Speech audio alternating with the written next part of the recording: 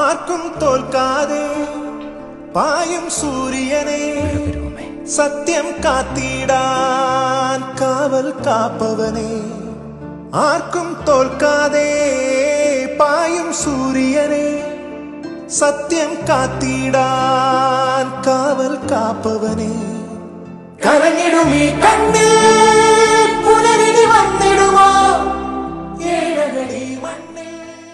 ശ്രീരാജാണ് graphics ഉണ്ടാക്കിയത്. അത് കേൾക്കുമ്പോൾ ഒരു എനർജി ഉണ്ടാവും, നമ്മൾക്കൊരു പ്രതീക്ഷയ്ക്ക് ഇങ്ങനെ കലം വയ്ക്കും, വെളിച്ചമുണ്ടാവും. അങ്ങനെ സംഭവിച്ചാൽ എന്തായിരിക്കും അല്ലേ? ഒന്ന് ആലോചിച്ച് നോക്കൂ. ഒരു വലിയ മിറക്കിളാണ്.